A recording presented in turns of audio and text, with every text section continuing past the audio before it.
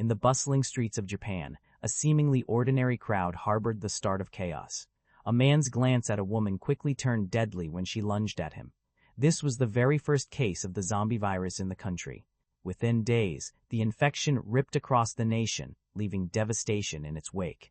Fast forward 4 years, and Tokyo had become a ghost city, its skyscrapers standing over emptiness and ruin. Beneath the city, the Japanese branch of the Umbrella Corporation operated in secret, a fortress of shadowy operations. On the outskirts, 2 soldiers patrolling the perimeter were abruptly overwhelmed by mysterious armed assailants. Sensing the danger, Albert, a high-ranking Umbrella officer, immediately sent reinforcements to secure the elevator leading deeper into the base. But when the doors slid open, nothing awaited them. Unbeknownst to the soldiers, the intruder had already penetrated the base through the ventilation system. That intruder was Alice, journeying all the way from North America to Tokyo. Suddenly, 3 razor-sharp darts flew from the shadows, taking down soldiers before they even realized the threat. Alice sprang into action, twin blades in hand, moving with lethal grace through the defenders. Her attacks were precise and devastating, leaving chaos and dismembered limbs in her path. The soldiers tried to retaliate, but by the time they regrouped, half were either fallen or wounded. Even as 3 remaining soldiers opened fire, bullets seemed to bounce harmlessly off her. Using the corpses as shields, Alice turned their counterattack into pandemonium. One last soldier fired wildly with dual pistols, but Alice twirled through the air, evading every shot before returning a samurai sword to claim another kill. Her triumph, however, was met with yet another prepared squad. Without hesitation, Alice unleashed her extraordinary powers. The combat prowess on display was staggering, yet this was just one of her clones. Countless duplicates of Alice spread throughout the base, each one capable of dominating an entire squad. Confronted with such overwhelming force, Albert realized resistance was futile. He evacuated by helicopter, activating the base's self-destruct sequence as he fled. Within moments, the underground stronghold was obliterated. But Albert was unaware that the original Alice had been aboard the helicopter all along. She emerged, gun trained on Albert's head, only to be met with a sudden injection of a new serum. This experimental formula neutralized the T-virus in her system, stripping her of the extraordinary abilities that had made her unstoppable. Rendered vulnerable, Alice was quickly overpowered. Yet as Albert prepared to strike, an alert blared. The helicopter was careening toward a mountain. Chaos ensued, and miraculously, Alice survived the crash. Months later, piloting a plane toward Alaska, Alice sought out Claire and the other survivors. Upon arrival, the supposed safe haven was eerily empty. Planes lined up silently on the tarmac. Questions raced through her mind. Where had everyone gone? In her search, she found Claire's plane and a diary left behind. But before she could investigate further, a fleeting shadow caught her eye. She pursued it, only to discover a flock of crows. Suddenly, a woman lunged from the darkness, knocking Alice down. Despite her weakened state, Alice's skill remained formidable. She quickly kicked the assailant away. Turning the woman over, she was stunned to see Claire, a mechanical spider embedded on her chest. Night fell as Alice carefully removed the device, awakening Claire, but memory had been wiped, leaving her unaware of Alice's identity. With no time to lose, Alice took to the skies, flying from Alaska toward Los Angeles in a desperate search for survivors. The city they found was a landscape of ruined, deserted streets, collapsed buildings, and almost no signs of life. Even the undead presence had dwindled. The world had changed, and Alice and Claire were now navigating a broken civilization, holding on to hope that the past could still be reclaimed. As Alice prepared to leave for the next city, her eyes caught a horrifying sight: tens of thousands of zombies swarming around the perimeter of a massive prison. From above, a handful of survivors clung to the roof, signaling a glimmer of hope. Seeing Alice's plane, they realized a lifeline had arrived. Circling the compound, Alice quickly assessed the situation. The prison was encircled by the undead, and approaching from the ground was suicide. With no other options, she made a daring choice, landing directly on the rooftop. The survivors instinctively cleared the landing path, and Alice guided the plane down with precision. But the rooftop offered little room to maneuver. Even with power lines to soften the descent, the aircraft skidded, smashing against the edge of the building.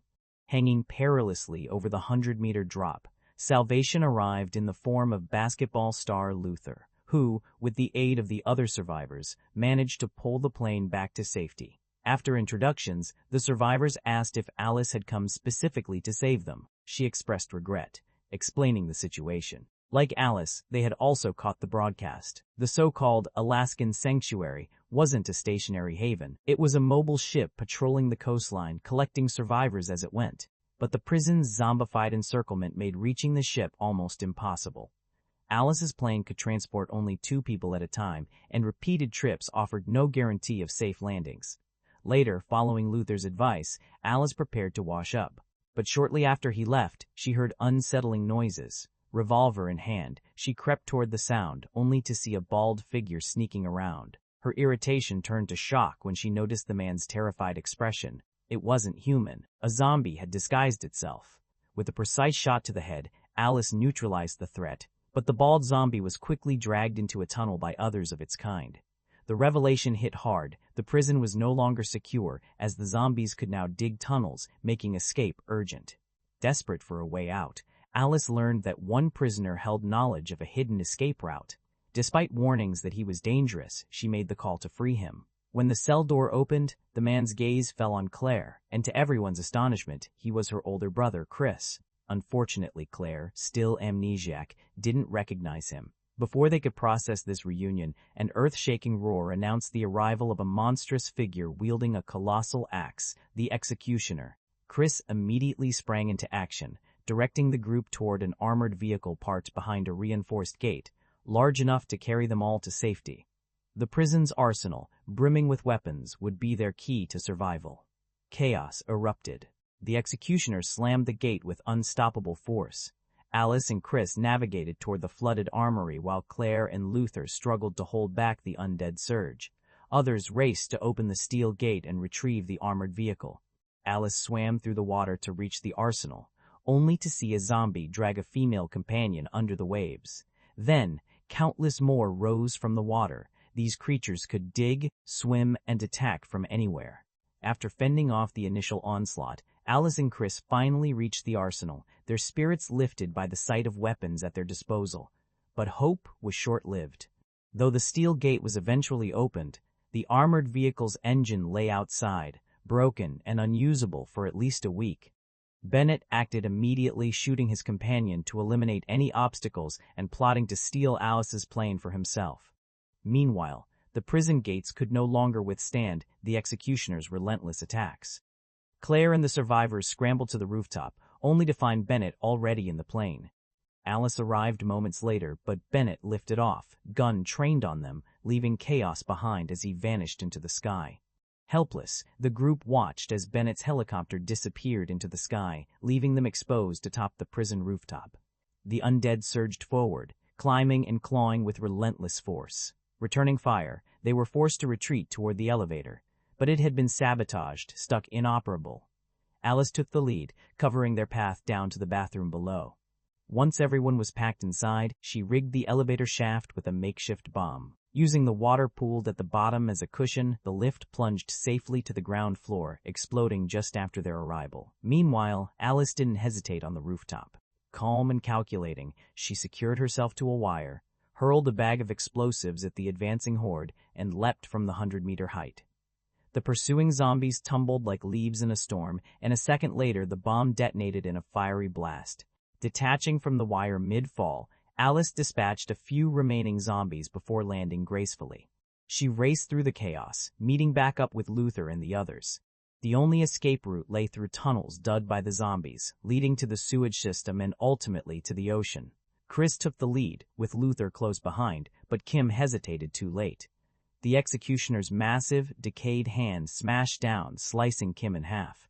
Alice tried to stop him with a kick, but her attack bounced off, and the swing of the colossal axe nearly crushed her. Under the Executioner's relentless assault, she dodged, spun, and scrambled for any opening. Finally, she attempted a counterattack, but the Executioner's axe slammed into her, hurling her against a wall and knocking her unconscious. With Alice incapacitated, Claire sprang into action. She fired at the hulking monster, drawing its attention away from her fallen friend. The executioner swung wildly, narrowly missing her as she ducked. Spotting a gun on the ground, Claire improvised. Sliding across the floor, she snatched it and fired upward, striking the monster's midsection. The executioner crashed down, but the danger wasn't over. He rose once more, spinning his massive axe. Just in time, Alice regained consciousness and helped Claire dodge, then took aim and fired a decisive shot, blowing the creature's head apart. Reunited, Alice and Claire rejoined the group and followed the sewer tunnels toward the ocean.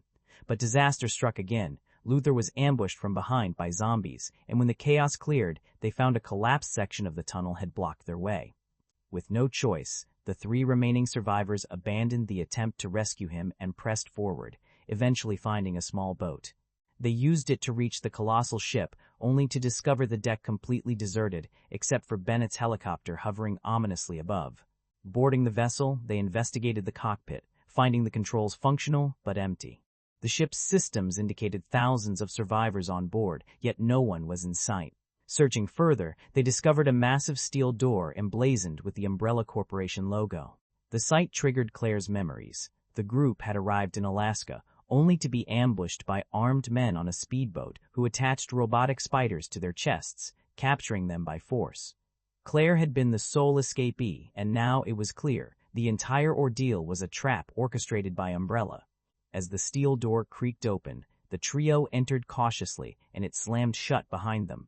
Lights flicked on, revealing a vast chamber, but no survivors were immediately visible. Claire located a control panel and discovered that Umbrella had been experimenting on the captives, keeping them in pods below. Acting quickly, she released all the prisoners. Meanwhile, Alice followed a trail of blood into another section of the ship, uncovering a hangar bristling with Umbrella helicopters and a self-destruct system eerily reminiscent of the Tokyo base. Pressing deeper into the ship, Alice stumbled across the aftermath of previous battles, bodies strewn across the floor. A large display screen slowly lifted, revealing Albert. Miraculously, he had survived the plane crash, using the T-virus to sustain himself. But the danger escalated immediately. 2 zombie dogs lunged toward Alice. She drew her weapon, only to feel the cold steel of a gun pressed against her back. Bennett had allied himself with Albert, now one of the tyrant's enforcers. Alice's arrival had been anticipated. Albert's plan was cruelly calculated. The T-virus within him demanded human blood to stave off mutation. He had intentionally spread misinformation, luring survivors to the ship. But ordinary victims could not satisfy the virus. It required someone like Alice, perfectly integrated with the T-virus, whose blood could stabilize his condition. Refusing to be a pawn, Alice acted fast. She kicked a nearby food tray into Albert and then struck at Bennett, sending his weapon skittering across the floor. Yet Albert dodged the flying debris with terrifying ease. Bennett momentarily incapacitated. Alice lunged for a gun, but the 2 zombie dogs circled, their snarling teeth closing in. Just as the situation grew dire, Claire and Chris appeared, guns raised at Albert. Calm and cruel, he flicked off his sunglasses, instantly retaliating with superhuman speed and strength. The siblings were no match, quickly driven back and locked inside an experimental chamber. Alice faced the zombie dogs alone. She dodged one expertly and picked up a falling gun, blasting the first dog to pieces. The second lunged, but with quick thinking, she used a shard of broken glass to kick it squarely into its own companion's jaws. Before she could regain her footing, Bennett attempted a surprise attack. Alice blocked instinctively, taking a dagger to the arm, but she countered, plunging it into Albert's head. The blow was devastating, but Albert didn't fall. Bennett moved in again, but a surviving ally snatched the gun from the floor, striking him hard enough to halt his advance. Albert retaliated, extending grotesque, fang-filled tentacles toward Alice. With lightning reflexes, she seized the gun and shot him square in the head. Even with half his head gone, Albert writhed violently, refusing to die. Seizing the moment, Alice freed Claire and Chris from the chamber. The siblings stomped and fired at Albert, finally subduing him, while Bennett was locked away, his fate seemingly sealed. Agonized screams filled the corridors, but their victory was short-lived. Albert, horrifyingly, had survived. Climbing into a helicopter, he consumed Bennett's body, regenerating himself in the process. Albert attempted to trigger the ship's self-destruct system, but Alice had anticipated this. She had already planted explosives on the helicopter. By the time Albert realized it was too late, the bomb detonated, neutralizing the threat. Miraculously, Luther, who had been captured by zombies earlier, also emerged alive. Soon, scores of other survivors appeared on deck, rallying to Alice's cause. The plan was clear: take control of the ship and broadcast a message to guide more survivors to safety. But just as hope seemed within reach, a new wave of danger descended. Countless Umbrella Corporation helicopters appeared on the horizon, signaling that the fight was far from over. A monster should feel like it has weight, smell, heat, breath, impact. You should feel like it could actually crush someone. Afterlife does not always get there. The CGI has moments that work, especially when the movie leans fully into action fantasy. If you accept this as a comic book version of Resident Evil, then some of the artificiality becomes easier to forgive. The film is not aiming for raw realism. It wants glossy chaos. It wants everything heightened. But even within that style, the effects are uneven. Some shots look impressive in a polished 3D action way. Others look crude, rubbery, or strangely unfinished. And the more the movie relies on digital movement, the more you start noticing the gap between the actors and the world around them.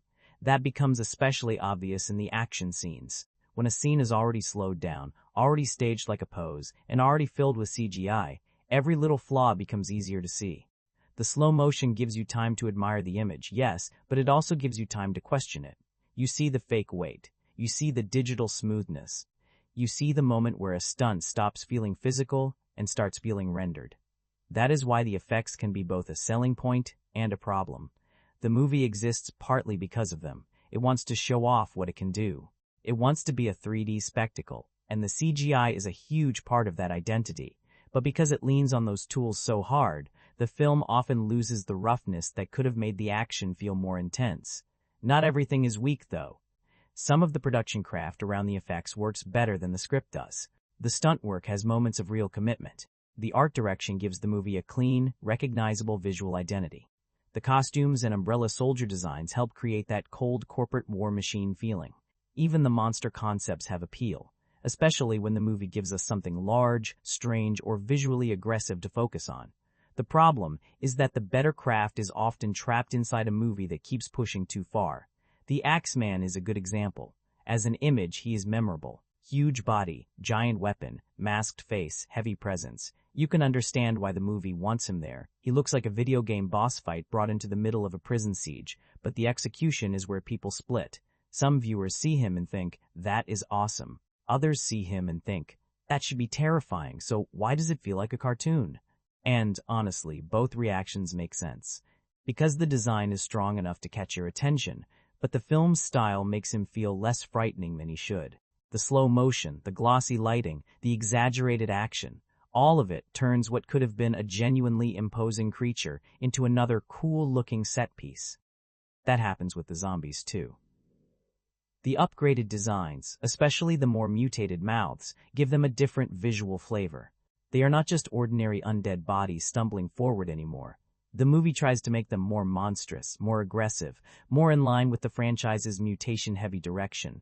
But again, the effect is mixed. They look more elaborate, yes. But do they feel scarier? Not always. A lot of the time, they feel like visual obstacles. Something for Alice and the others to shoot, dodge, kick, or dramatically escape from. The film is more interested in how creatures look during action than how they create fear before action. And that is the larger issue with the effects in Afterlife. They are not always bad. They are just overused. The movie keeps reaching for digital spectacle when it might have benefited from something more restrained, more tactile, more grounded, more practical texture, more shadows, more uncertainty, more moments where the audience has to imagine what is coming instead of immediately being shown another glossy monster shot. Still, I can understand the appeal. There is a kind of surface pleasure to the way Afterlife looks. It is not elegant exactly, but it has confidence. It knows its own visual language: black outfits, cold facilities, ruined skylines, bright glass, metallic interiors, slow-motion violence, monsters framed like boss battles. That is the movie's comfort zone. And when you are in the mood for that kind of thing, the effects help carry it. But when you step back and ask whether the CGI adds danger, emotion, or suspense, the answer becomes less convincing. Most of the time, it adds size, it adds noise, it adds shine. And Afterlife already has plenty of all three. So the effects are a perfect example of the movie's biggest contradiction. They make the film look bigger, but not necessarily better. They make the action more elaborate, but not always more exciting. They make the monsters more detailed, but not always more frightening. It is spectacle without enough texture, a lot of pixels, not enough pulse. And honestly, in a world this broken, you can't really blame anyone for chasing it. When the entire planet has turned into one giant graveyard with teeth, even a suspicious radio message starts sounding like hope. So Alice heads to Alaska, following that signal and looking for survivors. And right away, the movie gives us one of its more interesting setups. Because when Alice gets there, she does not find a thriving safe zone. She does not find a community. She does not find people rebuilding civilization or some hidden pocket of normal life. She finds emptiness. And then she finds Claire. Now, Claire's return should be a big moment. Ali Larter is back, and there's already some history there from the previous film, so the movie clearly wants this to feel important. But Claire is not exactly herself when Alice finds her. She has lost her memory. She is confused. And there is this strange device attached to her, almost like somebody has stripped away who she was and left only the shell behind. That idea is actually not bad. There is something creepy about finding someone you know in the middle of nowhere, alive but emotionally erased. It gives the story a little mystery. It makes Arcadia feel more suspicious. It suggests that whatever happened here was not just another zombie attack. But, like a lot of things in Afterlife, the movie does not sit with that feeling for very long. Alice removes the device, Claire slowly starts coming back to herself, and the two of them leave Alaska behind. From there, the movie shifts again, this time down to Los Angeles, where they spot a group of survivors trapped on top of a building surrounded by the undead. And this is where Afterlife settles into its main location for a while. The survivors are hiding out inside what is basically a prison-like fortress. It has high walls, locked spaces, a small group of desperate people, and zombies pressing in from the outside. On paper, that is a solid setup for a Resident Evil movie. A closed location, a group of people who do not fully trust each other, a ticking clock situation, the undead getting closer, supplies running low, people starting to panic. That kind of setup should naturally create tension, and for a moment you can see the shape of a stronger movie hiding inside this one. Alice and Claire land on the roof. The survivors explain what has been happening. Arcadia, the supposed safe haven, is not in Alaska after all. It is a ship sitting off the coast. The broadcast has stopped. Nobody really knows what is waiting out there. But staying in the prison is not an option either, because the dead are gathering outside in massive numbers. So the goal becomes simple. Get out. Reach the ship. Find out if Arcadia is real. That is the cleanest version of the story, and honestly, that is the version that works best. When Afterlife focuses on this basic survival mission, it has an easy, pulpy momentum. You understand what the characters want. You understand what is blocking them. You understand why they are willing to take the risk. The problem is that the movie keeps stacking more and more on top of that simple idea. Because this is still a Resident Evil sequel, so Umbrella has to be involved. Wesker has to be involved. There have to be experiments, hidden agendas, infected creatures, betrayals, prison escapes, memory loss, mutant dogs, and a bigger corporate evil waiting behind the curtain.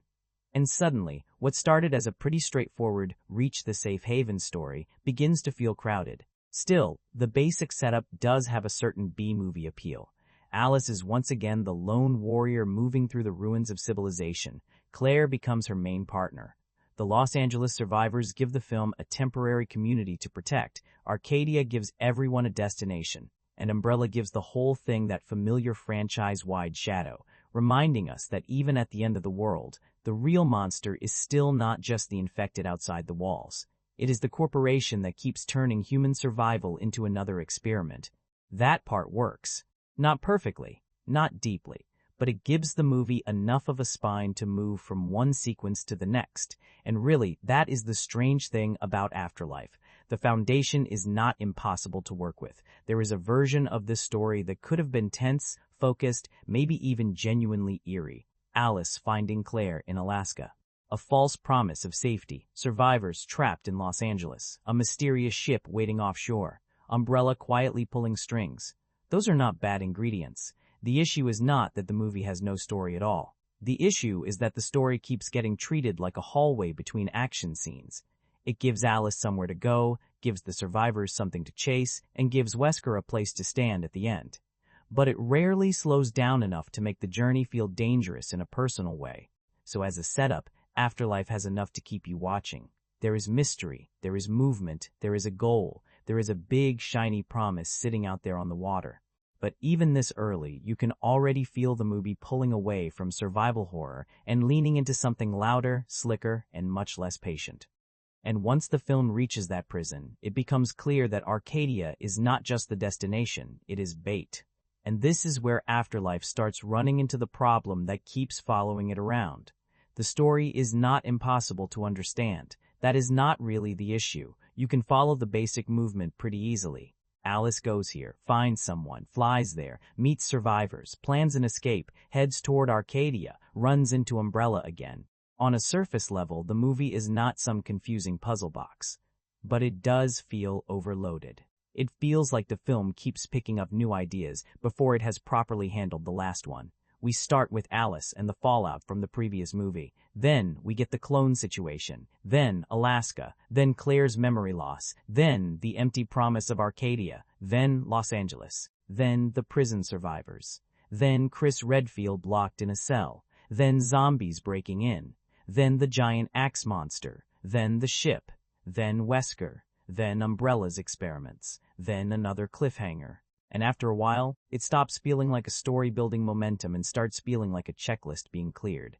There is a difference. A busy movie is not automatically an exciting movie. Sometimes a busy movie just feels nervous, like it is afraid that if it pauses for even 30 seconds, the audience might notice how thin everything actually is. And Afterlife has that feeling a lot. It keeps moving, but it does not always feel like it is progressing. That is the strange thing. The movie has a goal, reach Arcadia. But the journey itself does not carry much emotional weight. The characters want safety, sure, but the film rarely gives us enough time with them to feel that desperation. They are trapped, surrounded, betrayed, attacked, and forced into impossible situations. But most of it plays like action staging rather than survival pressure. You can almost feel the script saying, okay, now we need the next cool scene. And yes, some of those scenes are cool. But the connective tissue is weak. The writing feels thin in a way that becomes harder to ignore as the movie goes on. Conversations do not really reveal character. Plot turns do not hit with much surprise. Even reunions that should feel important are handled so casually that they barely register. Someone comes back, someone remembers something, someone explains a plan, someone points toward the next location. Then the movie moves on. There is not enough dramatic weight underneath it. That becomes especially noticeable with the structure. A stronger version of this film could have been very simple. Alice and Claire find survivors, realize Arcadia is a trap, and fight their way toward the truth. That is enough. You can build tension out of that. You can build character conflict out of that. You can make the prison feel like a pressure cooker. But Afterlife keeps opening doors without really exploring the rooms behind them. Claire's memory loss could have been unsettling. The prison survivors could have been more than temporary bodies waiting for chaos. Chris Redfield's introduction could have carried real mystery or tension. Arcadia could have felt like a haunting question instead of just the next destination. Even Wesker, as the face of Umbrella, could have turned the story into something sharper and more personal. Instead, everything feels slightly undercooked. Not absent, just undercooked. The movie gives you pieces of a story, but it rarely lets them breathe long enough to become a story with texture. And by the final act, that problem really catches up with it. Because when a movie spends most of its time treating plot like an excuse for spectacle, the ending has to work extra hard to feel satisfying. It has to pull the pieces together. It has to make the journey feel worth it. It has to give the conflict some shape beyond, here is the villain, now fight him. Afterlife does not really manage that. The climax arrives with all the expected noise, the villain, the creatures, the slick action, the visual effects, the big confrontation. But emotionally, it lands softer than it should. It feels less like the payoff to a carefully built story and more like the movie reaching the place where a finale is supposed to happen. And that is one of the biggest frustrations here. Because the film is not lacking ingredients. It has a ruined world. It has a false safe haven. It has returning characters. It has a powerful corporation. It has memory loss, experiments, monsters, betrayal, survival, and a ship full of dark secrets. Those are all usable pieces. But the script never shapes them into something that feels truly urgent or surprising. It keeps everything obvious. It keeps everything functional. It pushes characters from one set piece to another, and when it needs tension, it mostly just adds more zombies or a larger monster. That might be enough if all you want is momentum. But if you want the movie to actually pull you in, to make you care about who survives and what this journey means, the writing does not do enough. So the story problems in Afterlife are not just about plot holes or ridiculous moments, although yes, there are plenty of those. The bigger issue is that the movie has no patience for its own best ideas. It introduces them, it gestures at them, then it rushes past them in slow motion, which is somehow both too fast and too slow at the same time. And that is probably the best way to describe the storytelling here. There is always something happening, but not enough of it matters. One of the stranger things about Afterlife is how much it wants to feel connected to the previous movies, while also casually throwing away some of the things those movies set up. And that creates this weird franchise problem. Because if you watched Extinction, the ending clearly wants you to leave thinking, okay, the next one is going somewhere big. Alice has changed. Umbrella is still out there. There are clones. There is this sense that the next chapter might finally push the series into a larger, more ambitious direction. Maybe Alice is not alone anymore. Maybe Umbrella is finally going to face something it cannot control. Maybe the franchise is about to stop resetting itself and actually build on its own mythology. Then Afterlife starts. And pretty quickly, a lot of that promise is just cleaned off the table. The clone army, which should feel like a massive development, gets used almost immediately as an opening action device. It looks cool, sure. It gives the movie a big flashy start. But as a continuation of the previous film, it feels strangely disposable. Something that could have changed the entire direction of the series becomes more like a visual gimmick. A setup becomes a set piece. And that is frustrating, because this is not just a small detail. The clone idea had weight, at least in theory. It suggested a bigger fight. It suggested Alice turning Umbrella's own experiments against them. It suggested escalation, not just in action, but in story. But Afterlife does not really want to deal with the consequences of that. It wants the image of multiple Alices storming Umbrella. It wants the coolness of the concept. It does not want the responsibility of carrying that idea through the rest of the movie. And that becomes a pattern. The movie keeps giving the impression that big things matter only until the next sequence needs to begin. Powers can be introduced, removed, or changed. Characters can return without much emotional weight. A safe haven can become a trap. A cliffhanger can set up the future, only for the future to arrive and immediately change the subject. That is where the franchise starts to feel less like a continuing story and more like a series of dramatic teases. Every movie wants to end with a hook. Every movie wants you to think the next one is going to be the real turning point. But then the next one comes along and either softens that setup, rushes through it, or discards it almost immediately. Afterlife is especially guilty of this because it opens with the energy of a payoff.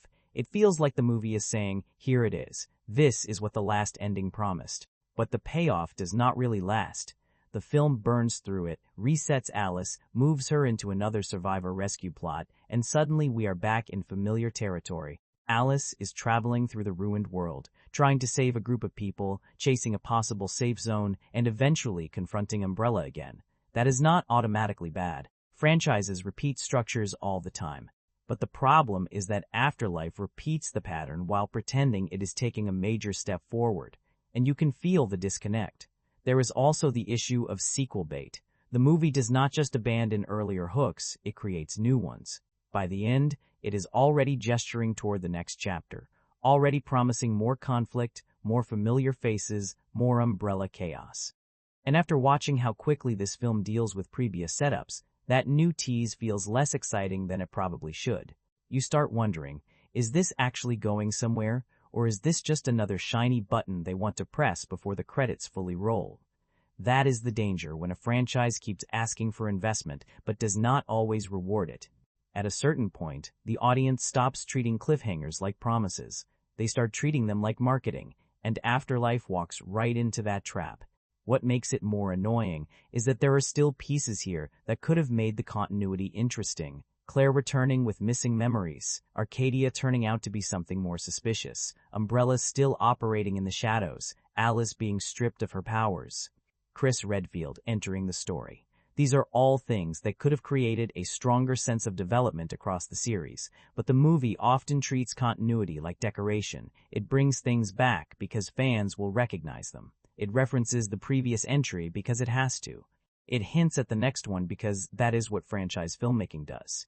But it rarely makes those connections feel emotionally or narratively satisfying, and that is why the continuity in Afterlife feels so hollow. It is not disconnected exactly. The movie does remember pieces of the franchise. It knows the names, the locations, the conflicts, the corporate villainy, the Alice mythology. But remembering pieces is not the same as building something. A real continuation should make the previous movie feel more important. Afterlife often does the opposite. It makes some of the previous setup feel temporary, like the series was never fully committed to its own ideas in the first place. And by the time the movie ends with another door wide open, it is hard to feel fully excited. Because yes, part of you may still wonder what happens next. That curiosity is still there. But it comes with a little exhaustion too. Afterlife does not just continue the Resident Evil franchise. It exposes one of the franchise's biggest habits, promising a bigger story, then resetting itself before that story can really land. Paul W.S. Anderson coming back to direct this one is a big part of why Afterlife feels the way it feels. You can sense his fingerprints all over it, for better and for worse. This is not a movie that feels anonymous. It does not feel like some random studio sequel assembled by committee and pushed out just to keep the brand alive. I mean, yes, it does feel like a brand movie in a lot of ways, but visually, rhythmically, stylistically, it has a very specific attitude. Anderson wants this thing to look cool. That is probably the simplest way to put it. Every shot seems to be reaching for that glossy, hyper-stylized, poster-ready feeling. Alice landing in ruined landscapes, umbrella soldiers moving like faceless machines, bullets gliding through the air, glass breaking in slow motion, bodies flipping, diving, spinning, posing. The movie is constantly trying to create images that feel sleek and expensive and instantly readable as action cinema. And sometimes, honestly, it works. There are moments where the style has a real slickness to it. You can see why some people respond to this entry more than the others. It has that polished early 2010s 3D action look, where every surface is shiny, every movement is exaggerated, and every set piece feels designed to jump off the screen. But that is also where the problem begins, because Anderson directs Afterlife like the coolest image is always the most important thing in the room. Not the emotion, not the tension, not the character, the image. And when that is the guiding principle, the movie starts to feel hollow even when it is busy. The action scenes are staged with confidence, but the quieter scenes often feel flat. When people are talking, planning, remembering, reacting, or dealing with danger in a more personal way, the movie does not have the same charge. It is like the film is waiting for the next slow-motion shot to wake itself back up. That creates a strange imbalance. Anderson can make Alice look iconic standing in the apocalypse, no question. He can make a monster entrance feel huge. He can frame a gunfight like a video game cutscene. But when the story needs weight, when a reunion needs emotion, when a group of survivors should feel scared and desperate, the direction does not always give those moments enough life. It is too busy being smooth, too controlled, too obsessed with looking sharp. And that is frustrating because Afterlife actually has situations that should be tense. A prison surrounded by zombies, a fake safe haven, a woman returning with her memory damaged, survivors trapped with nowhere to go, a corporation still turning human beings into experiments. Those are not small ideas. But Anderson rarely lets them feel messy or frightening. He cleans everything up into spectacle. Even fear looks choreographed. Even chaos looks designed. Even death sometimes feels like part of a music video. That more is better approach is probably the clearest description of his direction here. More slow motion, more digital effects, more bodies flying through glass, more monsters, more guns, more cool poses, more shiny destruction. And look, that can be fun in short bursts. I am not against excess when a movie knows how to use it. Some films are built on excess. Some directors can turn overload into personality. But Afterlife keeps pushing until the style starts eating the movie from the inside. There is a point where spectacle stops enhancing the scene and starts replacing it. That happens a lot here. Instead of making the action feel more dangerous, the direction often makes it feel more artificial. Instead of making Alice feel more vulnerable, it makes her feel untouchable. Instead of making the world feel scarier, it makes the apocalypse look like a stage for dramatic poses. And that is the contradiction with Anderson's work on this film. He clearly knows how to create a striking image. He clearly understands the appeal of Milla Jovovich as Alice. He clearly wants to give the audience a bigger, louder, cleaner, more 3D-friendly Resident Evil movie. But he also seems much less interested in grounding any of that in believable stakes. So the movie becomes a showcase for action, a showcase for effects, a showcase for Alice, a showcase for 3D, but not always a showcase for storytelling. And that is why Anderson's direction is so divisive here. Some viewers will look at Afterlife and say, yes, this is exactly what I came for. It is slick, fast, stylish, and ridiculous. And honestly, fair enough. If you are already on the movie's wavelength, his style gives you plenty to enjoy. But if you want horror atmosphere, character tension, or a story that feels like it is building towards something meaningful, his approach can feel incredibly empty. Because Afterlife is not lacking direction. That is not the issue. It is directed with a lot of energy. The issue is where that energy goes. It goes into the shine, the movement, the poses, the visual impact. And after a while, you start wishing even a little more of it had gone into the people, the fear, and the story underneath all the glass and gunfire. The opening sequence in Tokyo is probably the clearest example of what Afterlife is trying to be. It does not ease you in. It does not slowly rebuild the world. It does not give you a quiet reminder of where Alice has been or what the apocalypse has done to humanity. No, it opens like the movie is already halfway through a finale. Alice and her clones go straight after Umbrella, and the whole thing turns into this huge, glossy, heavily stylized assault on the corporation's headquarters. Guns, glass, guards, flips, slow motion, bodies dropping, bullets moving like the movie is afraid. Normal speed might be too boring. And honestly, as a pure opening blast, it has impact. You can see why someone would watch those first few minutes and think, okay, this movie has energy. It is big. It is loud. It is confident. And it immediately tells you that Afterlife is not trying to be a small zombie horror movie. This is not about creeping through dark hallways with limited ammo and a door creaking somewhere in the distance. This is Resident Evil as superhero action. Alice is not just surviving the apocalypse anymore. She is launching a full attack on the system that helped create it. On paper, that should be exciting. Actually, more than exciting. It should be the payoff to the previous movie. Because Extinction left behind this idea that Alice was no longer alone. There were clones, there was an army, there was the possibility of Umbrella finally facing something that looked like real retaliation. After 3 movies of Alice being hunted, experimented on, used, and pushed around by this corporation, the idea of her turning Umbrella's own science back against them has a lot of potential. That could have been the movie. A whole story about Alice and the clones going after Umbrella. A strange, violent, identity-driven revenge mission. A film about what it means when the hero has been copied, weaponized, and multiplied.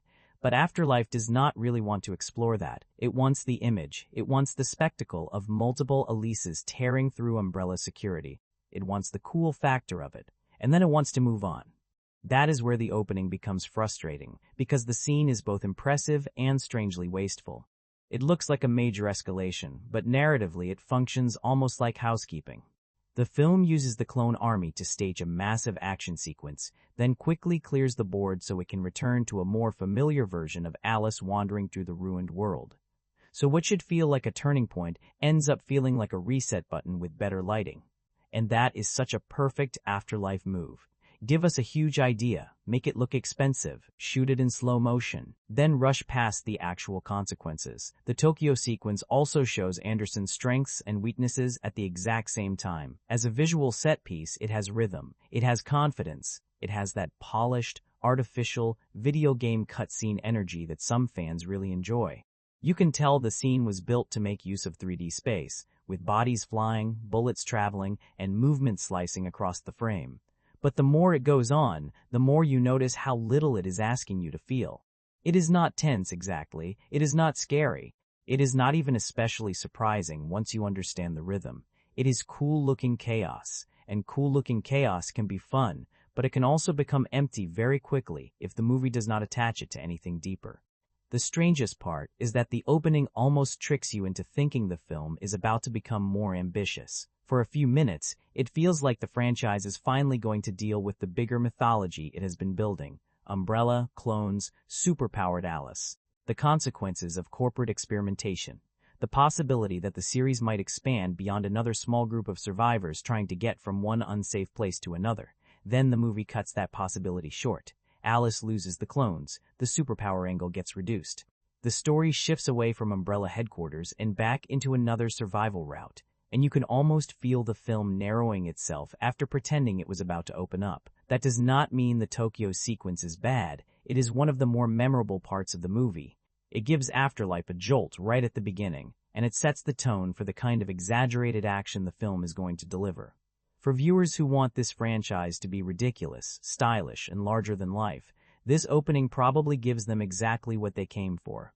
But as storytelling, it is a missed opportunity. It is a trailer moment pretending to be a dramatic payoff. It takes one of the most interesting ideas left by the previous film and turns it into a flashy introduction instead of letting it shape the movie in a meaningful way. And that is really the bigger issue with Afterlife. It keeps finding images that could belong to a better story. The Tokyo assault is one of them. A room full of Elise should feel bizarre, tragic, powerful, maybe even unsettling. Instead, it mostly feels like the movie saying, look how cool this would be in 3D. And to be fair, for a few minutes, it is cool. But once the glass settles and the bullets stop flying, you are left with the same question the movie keeps creating. Was that actually important, or did it just look important? Now, to give Afterlife some credit, this is one area where the movie actually does feel like it has a clear reason to exist, the 3D. And I know, saying that about a movie can sound like a backhanded compliment, because a film should probably have more going for it than things fly toward the camera. But with Afterlife, the 3D is not just an afterthought slapped on at the end. It is baked into the way the movie moves, the way scenes are staged, and the way Anderson wants you to experience the action. You can feel the film thinking in layers: foreground, background, depth, objects crossing the frame, glass breaking outward, water moving through space, bullets hanging there like the movie wants you to stare at every little piece of motion before it lets time continue. And compared to a lot of 3D movies from that era, where the format felt like a cheap conversion or a marketing sticker, Afterlife at least seems designed around the technology. The shots are built to show off space. The action is arranged so the screen feels deeper. Even some of the quieter visual moments, like the plane in Alaska, or the ruined landscapes, or those clean, almost crystalline shots of glass and water, have a sense of dimensional planning. So yes, visually there are moments where the movie does look impressive. Not subtle, not natural, but impressive. There is a polished artificiality to it, that glossy 2010 action movie shine where everything feels slightly too clean for the end of the world. The apocalypse has never looked this carefully arranged. Even destruction looks like it has been lit for a product commercial, and depending on your mood, that can either be stylish or completely ridiculous, sometimes both. The 3D also changes the rhythm of the action. You can tell certain scenes exist because the format exists. The slow motion is not just a stylistic habit here, it is part of the 3D showcase. The movie wants you to watch every bullet, every shard, every body movement, every weapon swing as if the image itself is the attraction. And when it works, it gives the film a kind of theme park energy, not horror tension exactly. More like, here is the next visual ride. That is probably why some viewers respond to Afterlife more than the story deserves. The movie is thin, but it is rarely visually lazy. It keeps throwing images at you. It knows how to frame Alice in a way that feels iconic. It knows how to make a ruined city feel big. It knows how to make a monster entrance feel dramatic. It knows how to use 3D space to give ordinary action beats a little extra punch. But there is also a downside to that, because the more the film leans into 3D, the more you feel the story bending around the gimmick. Sometimes scenes do not feel like they exist because the drama needs them. They feel like they exist because someone wanted a cool depth shot, a slow-motion kick, a weapon coming forward, a shower room battle with a giant creature, a plane crash moment that freezes and pans like the movie is holding up a sign saying, look at what the technology can do. And look, technically, some of that is competent, some of it is genuinely well handled. But competence is not the same as impact. The problem is that Afterlife often treats 3D as a substitute for tension. Instead of making you scared, it makes you look. Instead of making you worry about the characters, it makes you admire the staging. Instead of letting a scene build naturally, it stretches the moment out so the effect can land. That is where the movie starts to feel less like survival horror and more like a demo reel for expensive equipment. A very glossy demo reel. A very loud demo reel, but still a demo reel. And that becomes one of the biggest contradictions of Afterlife. The film's visual presentation is easily one of its strongest selling points, but it is also tied to a lot of what makes the movie feel hollow. The 3D gives it identity, but it also encourages some of its worst habits: the constant slow motion, the exaggerated movement, the artificial staging, the obsession with cool shots over emotional stakes. So when people say Afterlife looks good, I do not think they are completely wrong. There are striking frames here. There is real attention to depth. There is a sense that Anderson wanted the audience to feel the size and texture of the world in a way the earlier films did not always attempt. But when people say the 3D is almost the movie's only real justification, I understand that too. Because once you strip away the format, once you imagine these scenes without the depth tricks and slow-motion glass and bullets floating through the air, you are left with a much thinner film underneath. That is the weird bargain Afterlife makes with the viewer. It gives you visual pleasure. It gives you spectacle. It gives you the sense that money and technology are being pushed right onto the screen. But it also asks you not to care too much about whether any of it means anything, and for some people, that is enough. For others, it is exactly the problem. And now we have to talk about the slow motion. Because with Afterlife, slow motion is not just a stylistic choice, it is practically a supporting character. This movie loves slowing things down. Bullets, kicks, bodies flying through the air, glass shattering, water moving, weapons swinging, Alice landing in poses that feel less like survival and more like a photo shoot in the middle of the apocalypse. And look, I get it. Slow motion can be cool. There is a reason action directors use it. It lets you feel the weight of a movement. It gives impact to a hit. It turns a split-second moment into something theatrical. And in a movie built around 3D, it also gives the audience time to actually see the depth effect. A bullet traveling toward the camera does not mean much if it flashes by too quickly. So, on a technical level, I understand why Afterlife is obsessed with it. But understanding why something is happening does not automatically make it work. Because this movie does not just use slow motion to highlight important moments. It uses it constantly, almost like Anderson is afraid the action will not feel stylish unless time itself keeps getting dragged through wet cement. At first, it has some punch. The Tokyo opening, for example, is clearly designed around that bullet time, glass-breaking, Matrix-inspired visual language. Multiple Alices cutting through umbrella guards, bodies dropping in clean, glossy compositions, the camera moving around impossible action beats like it is showing off a very expensive toy. For a few minutes, fine, that is the language the movie is speaking. But then it keeps speaking that language. Again, and again, and again. And after a while, the effect starts to reverse. Instead of making the action feel more exciting, it begins to make everything feel less dangerous. The more the movie slows down, the more artificial the movement becomes. You stop feeling like you are watching a fight for survival and start feeling like you are watching a 3D showroom presentation. Here is a bullet, here is a kick, here is Alice turning, here is a monster swinging an axe, here is another shot that clearly wants you to admire it instead of fear it. That is where the Matrix comparison becomes impossible to ignore. This film is covered in that influence. The bullet time, the leather and sunglasses coolness, the gravity-defying stunts, Wesker moving and posing like he walked out of a completely different cyber action movie. Even the rhythm of certain fights feels less like horror and more like a late imitation of something that was already iconic more than a decade earlier. And that is the problem. The Matrix used slow motion in a way that felt connected to its world. It was part of the concept, part of the rules, part of the way reality could be bent. In Afterlife, it often feels like decoration, cool decoration sometimes, but decoration. The movie is not really asking, how does this style express the story? It is more like, wouldn't it look awesome if we froze this moment and spun around it? And maybe it does look awesome. Once, twice.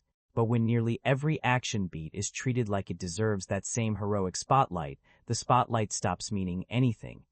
There is also something unintentionally funny about how calm everyone looks while doing completely absurd things. Characters are flipping, falling, firing, crashing, surviving impossible impacts, and half the time their faces look like they are mildly posing for a fragrance ad. The film wants everything to be smooth and controlled, but horror needs a little panic. Action needs a little mess. Danger needs the sense that someone might not land perfectly. Afterlife rarely allows that. It is too polished, too floaty, too in love with its own coolness. And because the movie uses so much CGI alongside the slow motion, the effect becomes even more plastic. Instead of feeling the physicality of a stunt, you start noticing the digital stretch of the moment. Instead of being pulled into the impact, you are pushed away by how staged it all feels. That is why the slow motion becomes such a dividing line. For some viewers, this is exactly the fun of the movie. It is ridiculous, glossy, exaggerated action, and it knows it. The slow motion gives everything that heightened video game energy. It turns Alice into a near superhero. It makes the monsters bigger, the bullets heavier, the fights more theatrical. And if you are watching Afterlife as a pure action cartoon, there is enjoyment in that. But if you want tension, danger, horror, or even basic momentum, the overuse becomes exhausting. A scene can only announce itself as cool so many times before you start resisting it. By the middle of the movie, I was not thinking, that shot looks amazing. I was thinking, please, just let the scene move. And that is never a great sign. The irony is that slow motion is supposed to make you pay closer attention. It is supposed to make a moment feel special. But in Afterlife, because it happens so often, it starts flattening everything. A normal shot becomes rare. A simple movement becomes refreshing. You almost want someone to just run across a room at regular speed. No spinning camera, no bullet hanging in the air, no dramatic glass explosion, just a human being moving like gravity still exists. But that is not the movie Anderson is making. He is making Resident Evil as a 3D action ballet, filtered through the Matrix, pumped full of CGI, and polished until even the apocalypse looks choreographed. Sometimes that gives the film its style. Sometimes it gives the film its energy. But just as often, it drains the danger out of the scene and replaces it with posing. And that is the real issue with the slow motion in Afterlife. It does not just slow down the action, it slows down the stakes. The effects in Afterlife are kind of fascinating, because this is one of those movies where you can tell a lot of work went into making everything look big, but not always into making it feel real. And there is a difference. The movie is packed with digital spectacle. The opening attack on Umbrella, the clones, the zombies, the mutant dogs, the glass, the bullets, the plane crash, the ruined cities, the giant axe-wielding monster. Everything has this heavy layer of CGI polish over it. Sometimes that gives the movie scale, sometimes it gives it energy, and sometimes it makes the whole thing look like an expensive cutscene that forgot it was supposed to have weight. That is the tricky part with Afterlife. Visually, it is not lazy. You cannot really accuse the movie of looking like nobody cared. It is clearly built to be slick. The images are composed. The 3D is planned. The action is designed around movement, depth, and impact.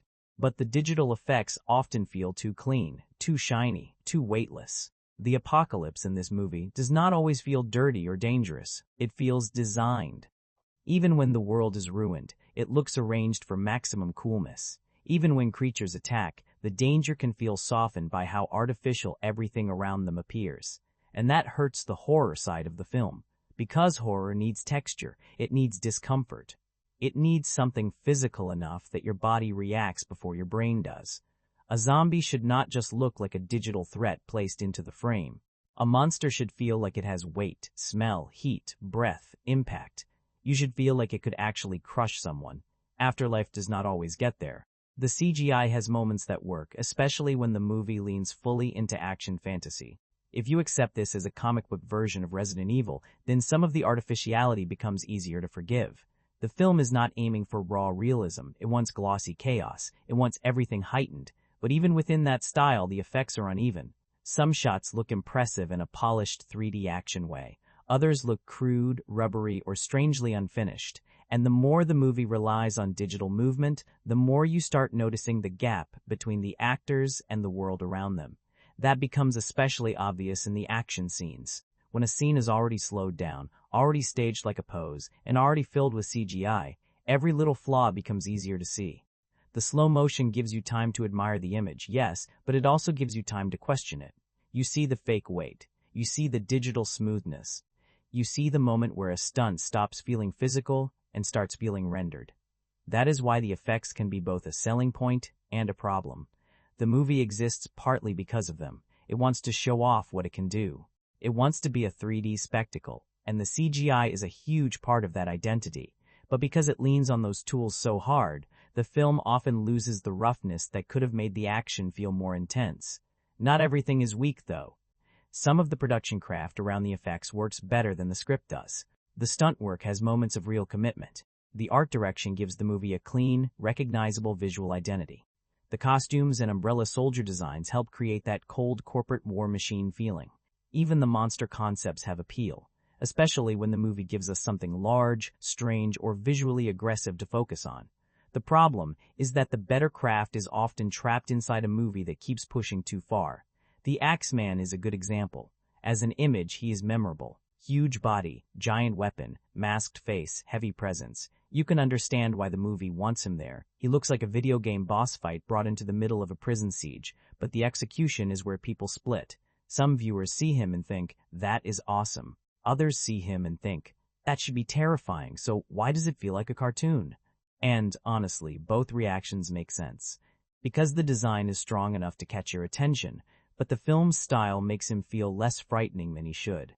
The slow motion, the glossy lighting, the exaggerated action, all of it turns what could have been a genuinely imposing creature into another cool-looking set piece. That happens with the zombies, too. The upgraded designs, especially the more mutated mouths, give them a different visual flavor. They are not just ordinary undead bodies stumbling forward anymore. The movie tries to make them more monstrous, more aggressive, more in line with the franchise's mutation-heavy direction. But again, the effect is mixed. They look more elaborate, yes. But do they feel scarier? Not always. A lot of the time, they feel like visual obstacles. Something for Alice and the others to shoot, dodge, kick, or dramatically escape from. The film is more interested in how creatures look during action than how they create fear before action. And that is the larger issue with the effects in Afterlife.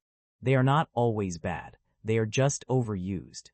The movie keeps reaching for digital spectacle when it might have benefited from something more restrained, more tactile, more grounded, more practical texture, more shadows, more uncertainty, more moments where the audience has to imagine what is coming instead of immediately being shown another glossy monster shot. Still, I can understand the appeal. There is a kind of surface pleasure to the way Afterlife looks. It is not elegant exactly, but it has confidence. It knows its own visual language: black outfits, cold facilities, ruined skylines, bright glass, metallic interiors, slow-motion violence, monsters framed like boss battles. That is the movie's comfort zone. And when you're in the mood for that kind of thing, the effects help carry it. But when you step back and ask whether the CGI adds danger, emotion, or suspense, the answer becomes less convincing. Most of the time, it adds size, it adds noise, it adds shine. And Afterlife already has plenty of all three.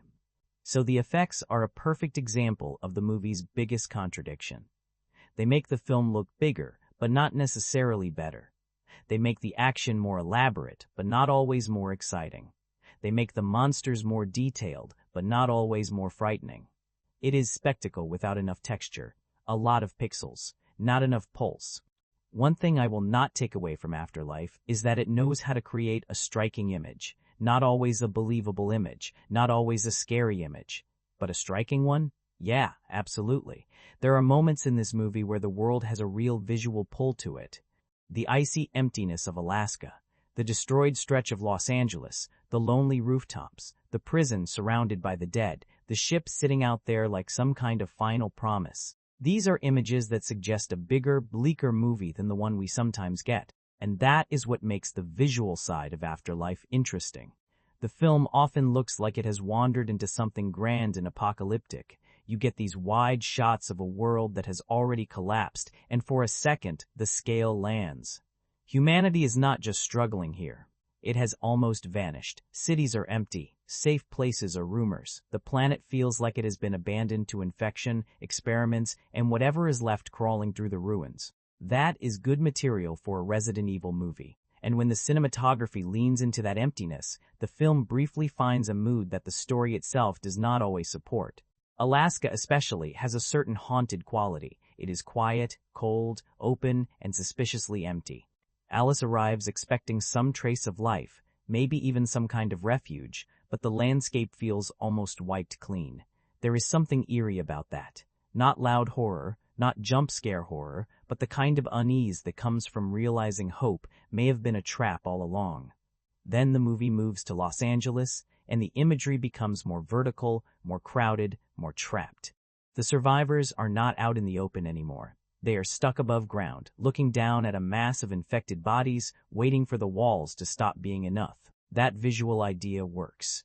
The prison becomes a kind of island in the middle of the undead, and the city around it feels dead but still dangerous. Again, that is a strong image, maybe stronger than the writing around it, because Afterlife has a habit of giving us visuals that imply tension, then not fully building the tension underneath.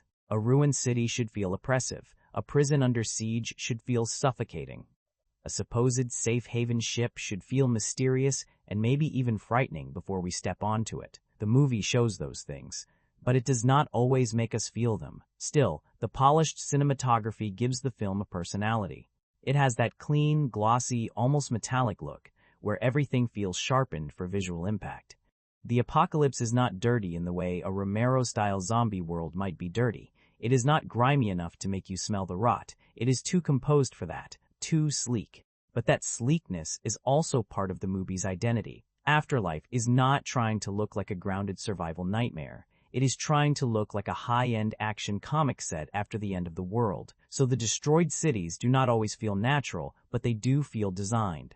The frame is usually clean. The depth is clear. The characters are positioned like figures in a graphic novel panel. Even the emptiness feels arranged. And sometimes that artificial beauty works. There is something memorable about the contrast between Alice's almost superhero-like presence and these dead spaces around her. She does not move through the apocalypse like an ordinary survivor. She moves through it like an icon. The world has ended, but the camera is still making sure she looks good cutting through it. That can be ridiculous. It can also be oddly effective, because this franchise has long since stopped pretending Alice is just another human being trying to survive. The cinematography understands that. It frames her like a mythic action figure in a ruined world, and even if that weakens the horror, it does reinforce the movie's chosen identity. The ship imagery also deserves mention, because Arcadia is one of the better visual ideas in the film. A safe haven sitting offshore is already suspicious in a story like this. It looks close enough to reach, distant enough to doubt, and clean enough to feel wrong. The whole promise of Arcadia works because visually it sits between hope and threat. You want it to be real. You know it probably is not. And that tension is built almost entirely through the image of it waiting out there. The problem, again, is that the movie does not always let that atmosphere breathe. It keeps rushing toward the next piece of action, the next creature, the next confrontation. So these visuals become flashes of a better mood rather than the foundation of the entire film. That is why the cinematography is both one of Afterlife's strengths and one of its missed opportunities. The camera finds scale, it finds shine, it finds destruction. It finds those big, lonely spaces that make the world feel finished. But the movie rarely has the patience to turn those images into dread. They exist to explain the next move, introduce the next person, or point toward Arcadia. But they rarely make the world feel richer or the danger feel closer. So when the action returns, it wakes the movie up. But it also reminds you that the film is relying on action to do almost all the heavy lifting. And that creates a stop-and-start rhythm. Loud scene, thin connective scene, loud scene, thin connective scene. The movie keeps giving itself jolts of energy, but it does not always sustain that energy naturally. There is another pacing issue too. The movie seems to get less satisfying as it goes on. The opening has scale. The early mystery with Alaska and Claire has potential. The prison setup has a clear survival hook. Even Arcadia, as a suspicious safe haven offshore, has a decent sense of promise. But as the film moves toward the final act, that promise starts fading. Instead of tightening, the movie becomes more mechanical. The pieces fall into place because they have to. The villain appears, the creatures attack, the final fight happens, the sequel hook arrives.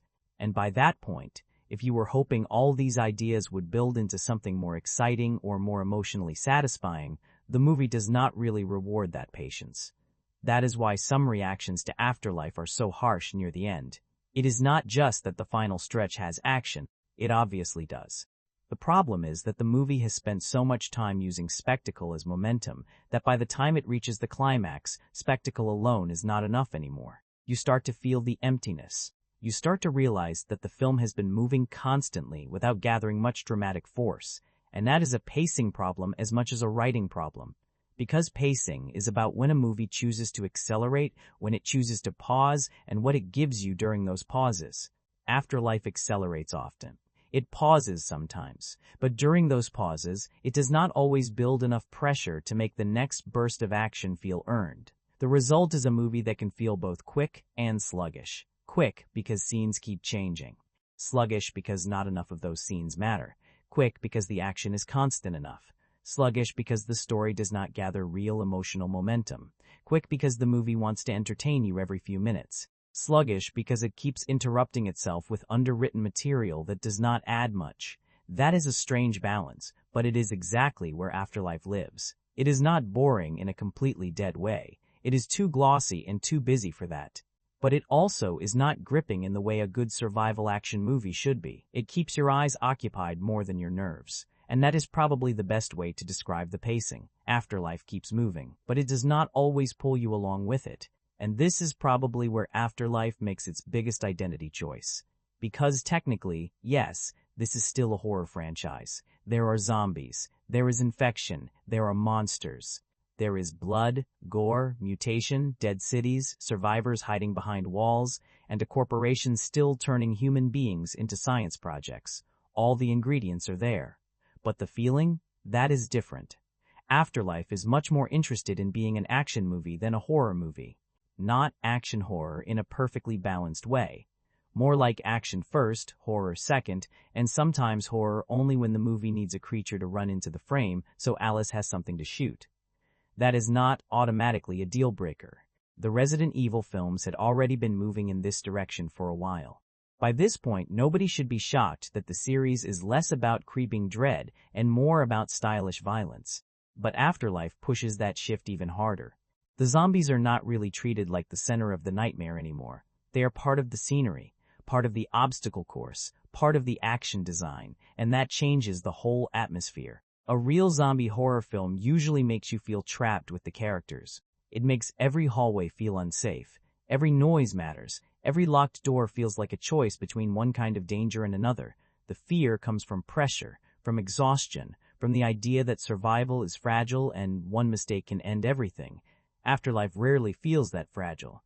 It is too sleek for that, too controlled, too busy making the apocalypse look cool. Even when the characters are surrounded, the movie does not always create the kind of dread that situation should naturally produce. A prison full of survivors with the undead outside should be terrifying. It should feel like the walls are breathing, like time is running out, like everyone inside is slowly realizing there may not be a way out. But the film often treats that setup as a waiting room for the next action scene. So instead of fear building quietly, we get bursts of spectacle.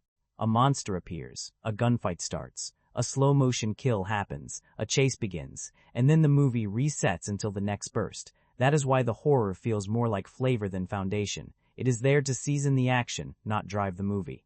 Now, to be fair, Afterlife is not completely without horror energy. There are jump scares that work in the moment. There are creature attacks with some bite to them. The mutated designs give the zombies a more grotesque quality. The Axeman has a strong visual presence. And the idea of Arcadia being a false promise has a genuinely creepy edge. There are pieces here that could have created real tension. But the movie does not stay with them long enough. It keeps choosing adrenaline over dread. And those are not the same thing. Adrenaline is quick. It hits you, wakes you up, and moves on.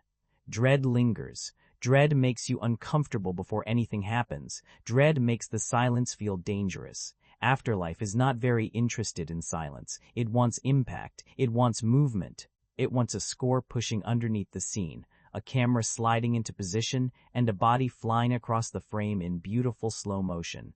That can be entertaining. But it is not especially scary.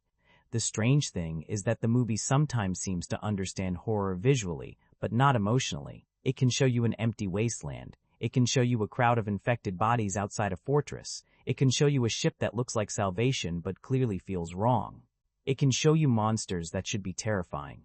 But then it stages everything with such glossy confidence that the fear drains out. Nothing feels rough enough. Nothing feels uncertain enough. Nothing feels like it is slipping out of control. And horror needs that feeling. It needs the sense that the movie itself might not protect you. Afterlife almost always feels like it is protecting its own coolness, especially with Alice. She is so capable, so composed, so visually centered that danger has trouble sticking to her. When your lead character walks through the apocalypse like a superhero, the horror naturally gets weaker. That is where the film becomes less about survival and more about domination. Alice is not trying to make it through the nightmare. She is fighting through it, owning it, looking good inside it. Again, that can be fun. There is a fantasy in that. There is a reason people enjoy watching her tear through monsters and umbrella soldiers. But it is a different pleasure than horror. It is not fear. It is power. And Afterlife is much more comfortable giving the audience power than vulnerability. That is why the zombie threat feels reduced, even when the screen is full of zombies. Numbers do not automatically create tension. Gore does not automatically create horror.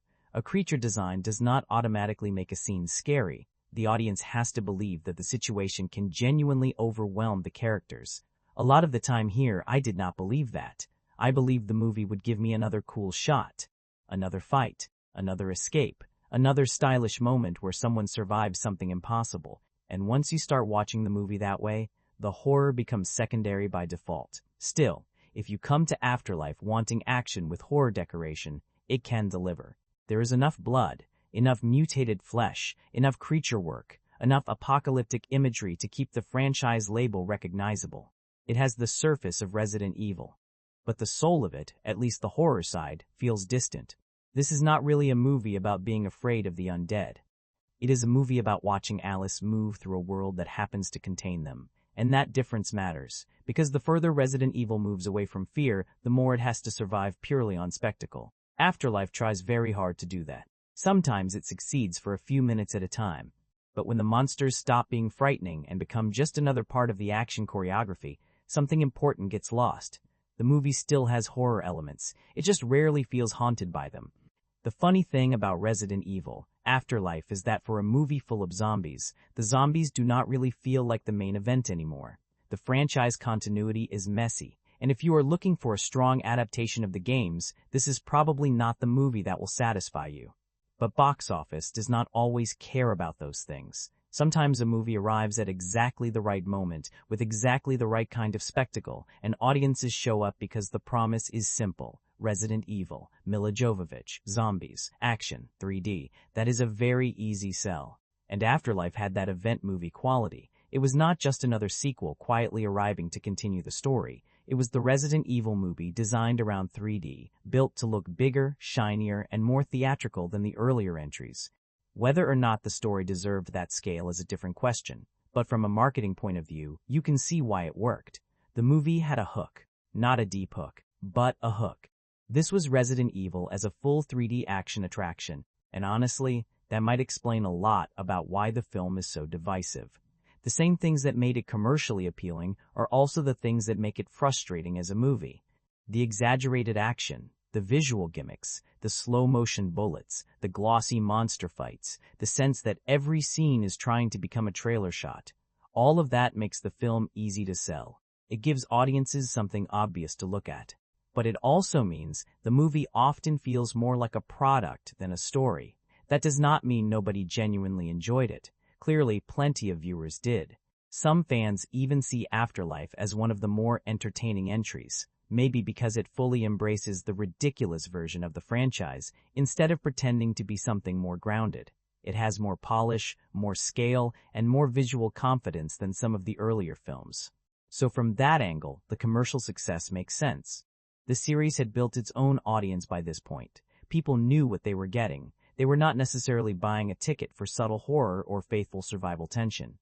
They were buying a ticket for Alice walking through the apocalypse in slow motion while monsters and umbrella soldiers get destroyed around her. And Afterlife gives them that. Still, there is something revealing about a movie becoming one of the franchise's biggest financial successes while also feeling, creatively, like it is running into a wall. That happens with franchises sometimes. The bigger they get, the more they understand what sells, and the less they risk changing the formula. Afterlife feels like a movie that knows the brand has value. It knows Alice has value. It knows 3D has value. It knows recognizable game names have value. It knows giant monsters and post-credit teases have value. But knowing what has value is not the same as knowing what has meaning, and that is where the film's box office success becomes almost ironic. Because commercially, Afterlife proves the franchise still has power. Creatively, it also proves the franchise can survive while ignoring a lot of its deeper problems. The movie does not need to fix the character writing to sell tickets. It does not need to restore the horror atmosphere to bring fans back. It does not need to properly use Chris, Claire, or Wesker as long as their names are present. It does not need to make the zombies scary if the action is loud enough. It just needs to feel like an event. And in 3D, with Milla Jovovich at the center, Afterlife absolutely positions itself that way. That is probably why the movie feels less like a desperate sequel and more like a franchise machine discovering a new gear. It is not refined, but it is confident. It knows how to package itself. It knows how to give the audience enough familiar material and enough shiny new presentation to make the next chapter feel unavoidable. And maybe that is the real legacy of Afterlife inside the series. Not that it is the best written, not that it is the scariest, not that it finally solves the adaptation problem, but that it showed how far this franchise could move away from survival horror and still keep growing as a theatrical action brand. That is impressive in one way, a little depressing in another, because once a movie proves it can be this thin and still succeed, what lesson does the franchise learn? Does it learn to deepen the story, or does it learn to add more spectacle? Afterlife seems to answer that question before the credits are even done. It ends by pushing us toward the next movie, almost as if the machine is already moving again. And after seeing the commercial strength of this entry, you can understand why. The franchise did not just survive the shift into bigger, louder, glossier 3D action, it was rewarded for it. So yes, the box office success matters. It tells us that Afterlife was not some forgotten misfire that audiences ignored. It was a major moment for the film series. It proved that, financially, this version of Resident Evil still had a strong pull. But as a critic, that success only makes the movie more interesting to examine, because it shows the gap between what makes a franchise profitable and what makes a film satisfying. Afterlife clearly knew how to sell the ride. It just did not always know how to make the ride mean something. So when you pull everything together, Resident Evil Afterlife ends up being one of those sequels that is easy to understand and hard to fully defend. Because the appeal is obvious. It has style, it has action, it has Milla Jovovich back as Alice. It has zombies, mutants, Umbrella, Wesker, returning characters, a mysterious safe haven, big 3D shots, and enough slow-motion chaos to fill 3 other movies. On a purely surface level, the film knows how to look like entertainment. It is glossy, it is loud. It has that shiny early 2010s action blockbuster confidence where every shot seems to believe it belongs in a trailer. And if you are already a fan of this version of Resident Evil, there are definitely things here to enjoy. Alice is still cool. Claire adds something. The Axeman scene is memorable. The 3D has effort behind it. The action keeps arriving before the movie can completely collapse into boredom. But the longer Afterlife goes on, the more you feel how thin it really is underneath all that movement. The story has ingredients, but not enough shape. The characters have names, but not enough depth. The horror has imagery, but not enough fear. The action has style, but not enough consequence. And that is the real problem with this movie. It keeps mistaking spectacle for impact. It assumes that if something is moving slowly, flying toward the camera, exploding into glass, or being framed like a heroic comic book panel, then the audience will automatically feel something. Sometimes we do, but not often enough. Because cool shots can grab your attention, but they cannot carry an entire movie by themselves. At some point, you need tension, you need character, you need a story that feels like it matters beyond getting us to the next visual set piece. Afterlife rarely gives us that in a satisfying way. It feels like a movie built out of moments. The Tokyo assault, Claire in Alaska, the prison under siege, the Axeman fight, the ship reveal, the Wesker confrontation, the sequel tease. You can list those moments easily. Some of them even sound exciting when described. But as a complete film, they do not connect with enough emotional force. They sit next to each other more than they build on each other. And that is why Afterlife is so divisive. For viewers who just want a slick action ride, it can absolutely work. It is not slow. It is not visually empty. It does not lack confidence. If your only demand is, "Gives me Alice fighting monsters in a glossy apocalypse," the movie delivers that. But if you want Resident Evil to feel dangerous again, this is where the disappointment kicks in. The zombies are no longer the main source of dread. The game characters are not developed enough. Umbrella feels familiar more than frightening. Wesker looks like a major villain but rarely feels like one. And Alice, as iconic as she is, has become so untouchable that the movie struggles to make danger feel real around her. That leaves Afterlife in a strange place. It is too energetic to dismiss as completely boring, but it is too hollow to call genuinely good. It has moments of fun, but not enough substance. It has visual ambition, but not enough storytelling discipline. It has franchise importance, but not enough emotional payoff. And honestly, that may be the perfect summary of the movie, a sequel that looks bigger than it feels. Everything is amplified. The action, the 3D, the CGI, the slow motion, the scale.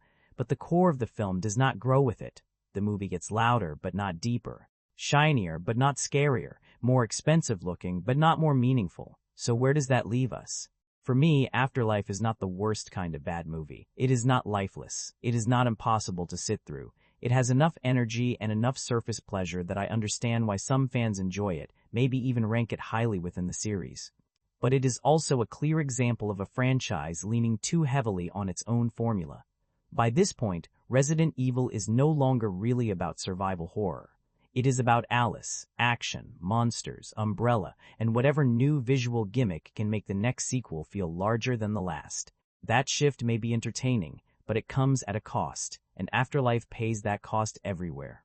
In the weak character writing, in the shallow adaptation of the games, in the lack of real suspense, in the action scenes that look cool but often feel weightless, in the story ideas that are introduced, rushed through, or abandoned before they can become powerful. That is why the final impression is not simply, "This movie is terrible," or "This movie is fun." It is both simpler and more frustrating than that. Resident Evil Afterlife is a flashy, overproduced, sometimes enjoyable action horror sequel that has the pieces of a better movie scattered all over it.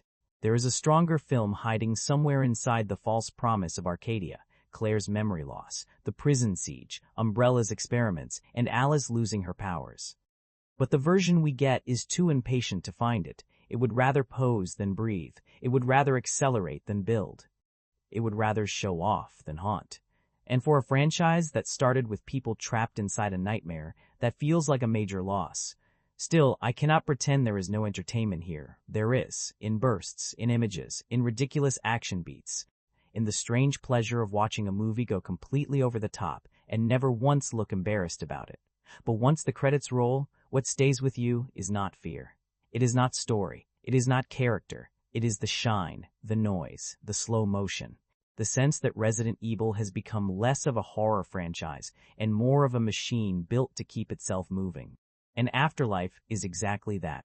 A machine with style, a machine with energy, a machine that still knows how to sell a ride, but not one with much of a soul left inside. V.